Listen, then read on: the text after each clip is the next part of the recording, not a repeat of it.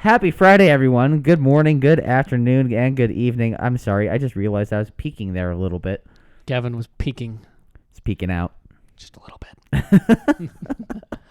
It is I, your host, Gavin. And I, your other host, Justin.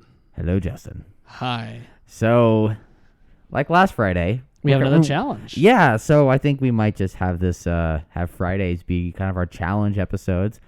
Tuesdays are the talk episodes, and Wednesdays are kind of whatever the fuck we want. Yeah. So, we've been issued a challenge. So last week, it was 4 cars, $200,000. You live in Utah, and it's your current living situation and the current employment situation. Yep, with like Gavin said, a $200,000 cap. Of your garage, yeah. Yep. This week, Justin has issued a counter challenge. So this week I decided to get a little interesting. 2 cars, money no object, living in Manhattan. Oh? You do have parking for both cars, and you work in Manhattan. It is implied that you are kind of a heavy hitter, high roller, business exec. Somebody that has enough money to afford a $20 million townhouse with a 2-car garage in Manhattan. Thank God. Yeah. Yeah. Must be nice. Yeah. But until then, we can, daydream. Mm-hmm. So that is the challenge. 2 cars, and they have to be brand new. They have to be brand new, and they have to be stock. Mm-hmm. There's Stock. No modifying. Yep, and cars are SUVs. Trucks are out of the question, and bikes are out of the question. So I can't have a Vespa? I hesitate to even call a Vespa a bike, but no. Because it isn't. It's a scooter. It is. There's a difference. Indeed. So that is the challenge. It's a little spicy this week. There's compromises that have to be made to make that work. Absolutely. Yeah, I mean, because the thing is, a 3-car garage, that's pretty balanced. perfect. That's balanced because you have your daily, you have a car that's kind of your Costco runner / adventure mobile. Utility beater. Exactly. And then you can have a fun, sports car, like Focus-built proprietary sports car. This is not that situation. Yep. This is very much not that. How would you like this to go down? Would you like me to lead or you to lead? I'm just more. I want to know yours. You lead. You I want know? I want to hear this. Okay, so if I'm gonna be a high-end business exec for a bank or a law firm or whatever, and if I have money, I'm gonna let people know. Naturally, but not in any kind of flamboyant way for the daily. Okay. I'm going with something from the little island of the UK. Oh. Yes. It's not small. For a daily driver in Manhattan, you would think something small would be nice.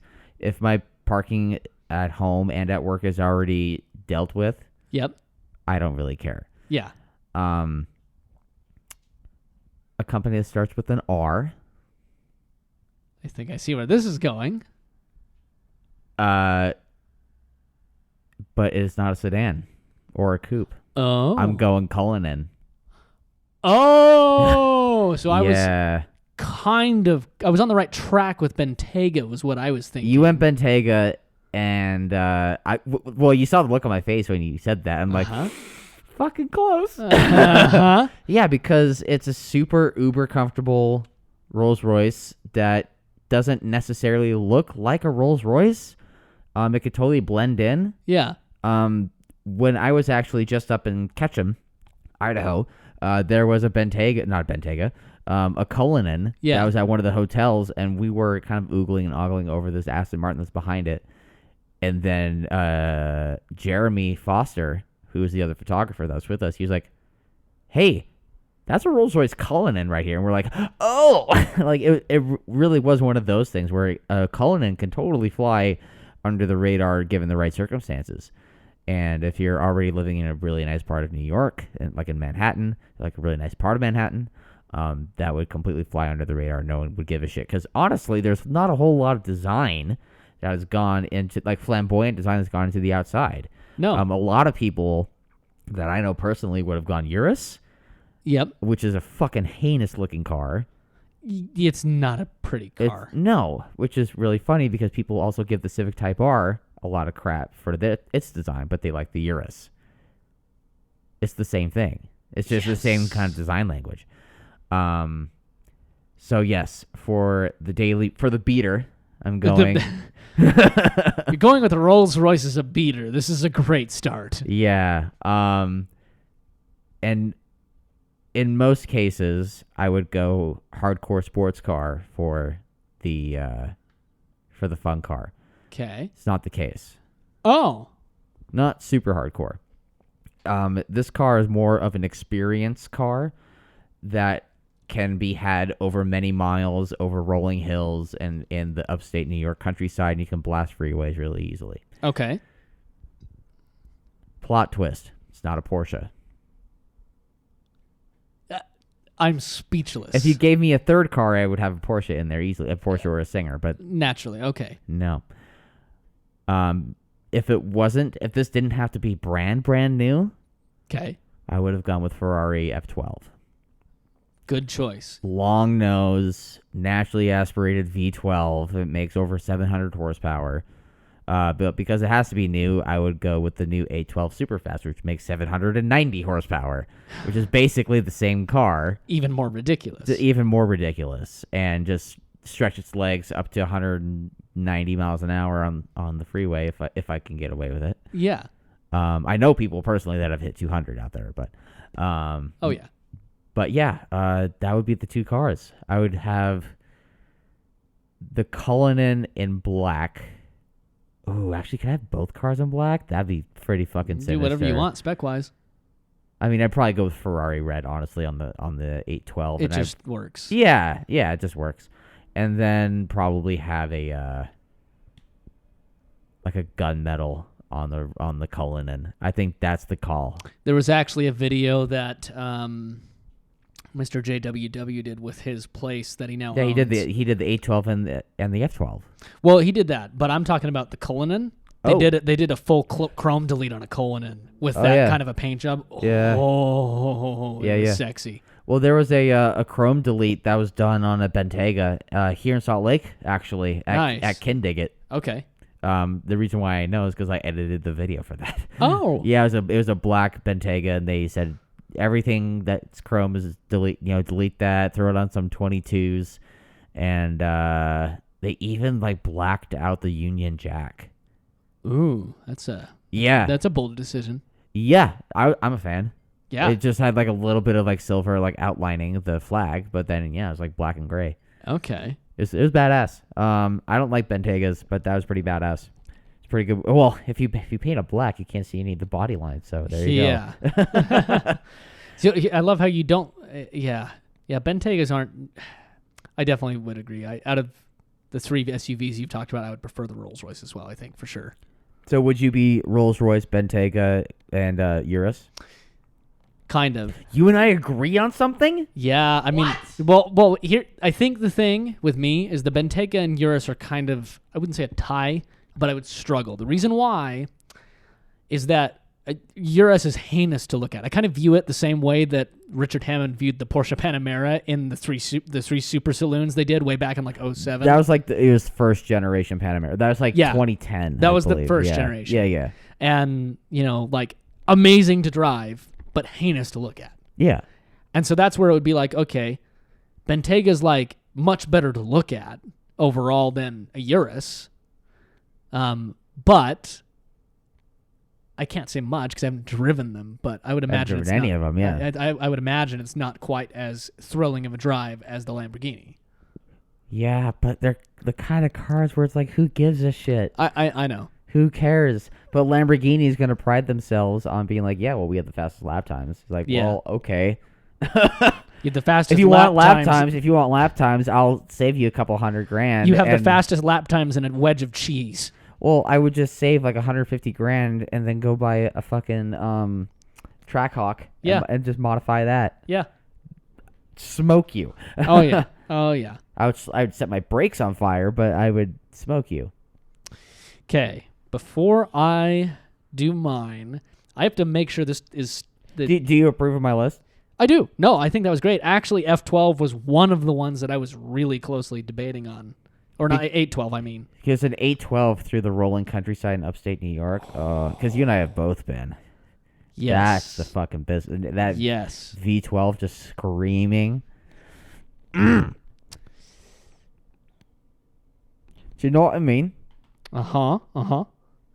I actually have to look up this one to make sure it's still in production. Just a second. Interesting. Otherwise, I will need to... it might not be shit. Okay. Because I also fucked myself because I posted a no trucks thing, which makes it kind of interesting. Yeah, coming from the fucking semi-truck guy. Kind of, yeah. Well, so I will go with this. I kind of opted for a slightly different approach and kind of decided to combine two of my vehicles. And what I mean by that is I decided instead of having daily dash fun car, I decided to kind of combine those two and then use the second spot for something else. Okay. So Stinger GT. No. Stinger's nowhere in this list because price is no object. Sorry, I love the Stinger. But well, yeah. Because if you actually have money, but you want something like a Stinger, guess what? You get a Panamera Turbo. Panamera Turbo, RS7, things like that. It is... wait a minute. Oh, I actually might change my... I might change my answer, actually. Go on. Just to flex... And I'd only have this for like the first 6 months to a year, but I get the new RS6 wagon, RS6 Avant. Can't do it. That's mine. I already said it. I just said it. I just said it. You also didn't say what you would switch out for it. Oh, the Bentayga. Duh. Bentega's gone, RS6 Avant, and then when the fizzle from the RS6 Avant has been meh, whatever, be like, okay, back in the rules. Okay, so what you've just forced me into doing, and now then again, we also actually didn't say that we couldn't repeat. No, I mean, if we copied each other, that's, whatever. Because that's exactly what I was going to do was an RS6 Avant. Honestly, that's... I saw where you're going with this. I was like, oh, wait, that's actually a really good call. And if you really just want to flex on people, be like, yeah, it's an R6 Avant. Suck it, bitch. Finally in the fucking United States. Long time coming. Long live the king. Did you actually see the video Audi put out? I haven't seen the video. I've seen all the press photos. After this, I'll show you the video. Okay. And shout out to anybody on the podcast. If you go look up on Audi's YouTube page, I'm going to pull up the name of it so you can search the exact name, but it is a gorgeously edited video that honestly is a very good description of what a petrolhead is and how it kind of helps you. It's called Audi Presents an Avant Story. Oh, I've seen the thumbnail running around. Gorgeous 6-minute video that is just so heartfelt, and I want to say that I saw it on Instagram. Yeah, it was flowing everywhere. I mean, Presents an Avant Story. Look at that. Okay, there you I'll watch that after. Yeah, but anybody on the podcast, seriously, go watch it. Fantastic piece of art. I'll post a link on the Facebook page that we have. Yeah. So people can check it out. So, yeah, I would definitely go with that. Audi RS6 Avant. Because, I mean, that is one of the very few cars that can pretty much almost totally fill both roles. Because I remember even the previous gen RS6 in several tests is not far behind cars that are heavy hitters. Oh, yeah. I mean, because they insane. used to have the Gallardo V10 with a couple turbos on it. Well, that's the previous gen. That's the Right. C6. Yeah. We're on C8 now. Yeah. So C7 was the first of the 4-liter twin turbo. Gotcha. And that one, there's a couple different videos. There's one that Chris Harris did on comparing that to a GTR. Jesus. it outbraked the GTR. Wow, because that- like at throwing power or something, that's easy. Yeah, but it outbraked it. Obviously it didn't quite outcorner it. That's nobody's surprised there. Shit. Nobody's surprised there. Yeah. But the look on his face when it outbraked Like- a GTR was like, what the fuck? What? How? I don't know. But regardless, that's because it can do that. And the mag ride on that suspension system is so vastly variable between comfort and sport Yeah. that I think he was describing it as like the difference between riding on pillows and riding on rocks. Wow. And I'm sure that the new one's going to be the same way once it actually gets released and gets I'm sure. stateside. I'm sure it is. I mean, they always do such a phenomenal job with their wagons. When you were just talking about the RS6 Avant, it kind of dawned on me. I am curious. I'm genuinely curious. How many people have bought E63 wagons or Panamera turbos or whatever because we didn't get this RS6 Avant? I think that's why Audi's finally bringing it in, because they've, it's kind of a niche market. People like those types of drive. Look at the Kia Stinger. I mean, we've mentioned it a couple times. That's kind of it's not a wagon, yeah, but kind of in the same realm. It has the hatch, though. Exactly. It's a sedan with the hatch. That's why these cars have been becoming popular, because it just takes the sedan effectively with no compromise, adds some more practicality. Exactly. And I think Audi finally woke up after so many years. I mean, think of it this way. Audi hasn't made an S or RS Avant since the car I used to own, which was in 2003. Crazy. And then before that, the last one was the one I also still own, which is 95. Right, and the RS2 wasn't sold here. Nope. And then before that, the first fast wagon they sold was the very first one that I owned, which was a 91 220 valve. Yeah. So it's been very spaced out. And hopefully they just keep it going and they just keep on making them.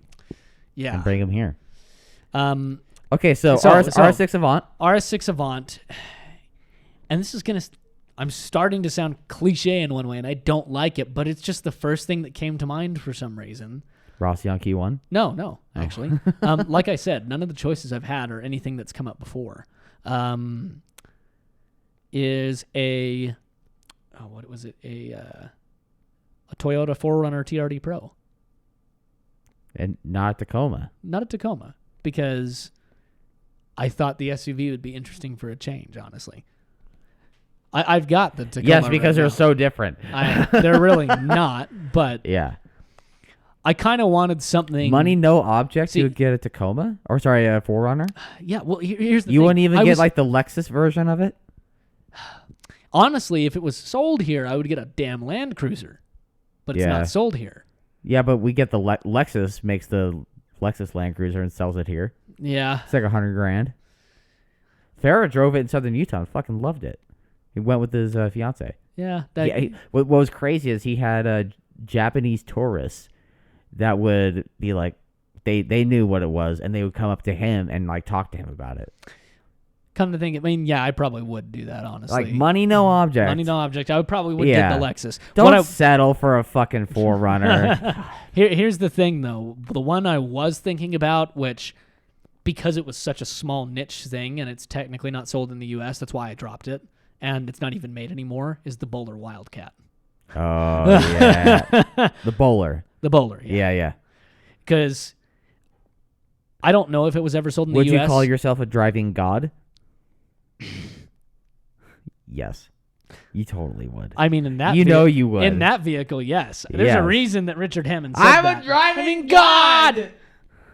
My neighbors love me. I'm sure they do. But yeah, that's my initial thought, is I wanted something that could just like pound through off-road stuff like that.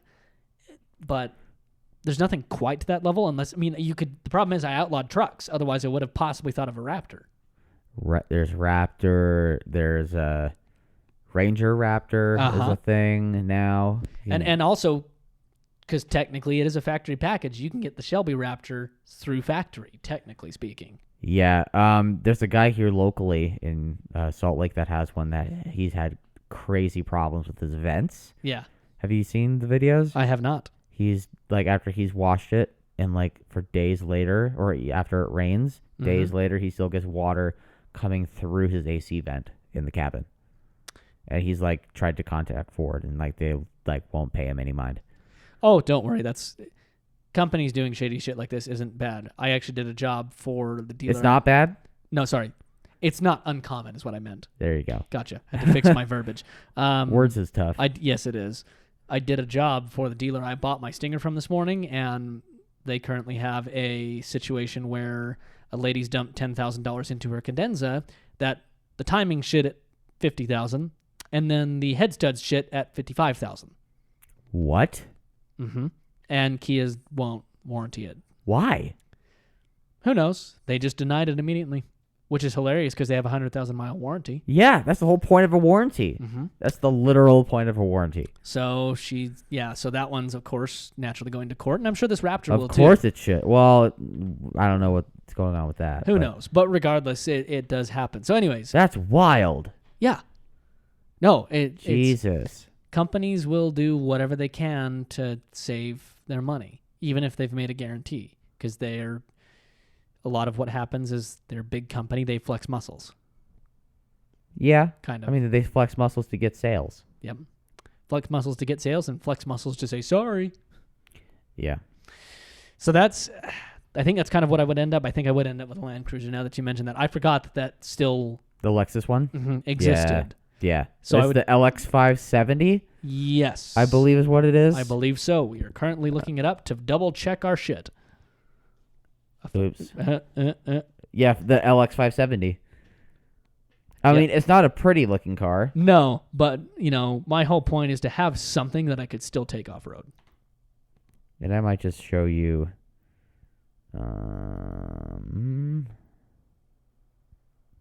Interesting. Huh. I was looking for a one take. Yeah. Lost you. There you go. I had to push it back in, ladies and gentlemen. I apologize. Yikes. Yikes. That's a big old yikes. Yep. Oh, right there. Yeah, there it is. I'll save it for later. Yeah.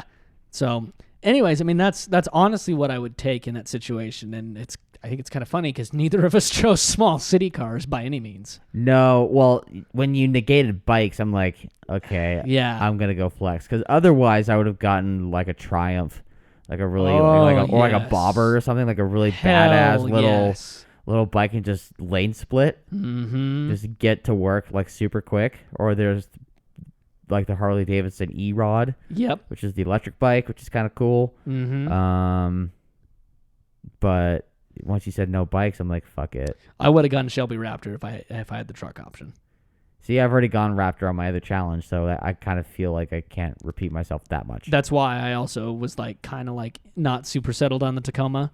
Yeah. Or Toyota in general. Yeah. But I was like, okay, it's a different model. I can deal with that. It's a little unimaginative, though. It is.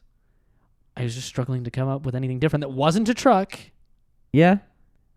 But it was still off-road capable, and it was literally... If you want to be off-road capable and a really nice place to be, welcome to the 2019 Lexus LX570. I'm grateful to let its leather-clad doors swallow my person. Anyways, before we get too much into regular car reviews,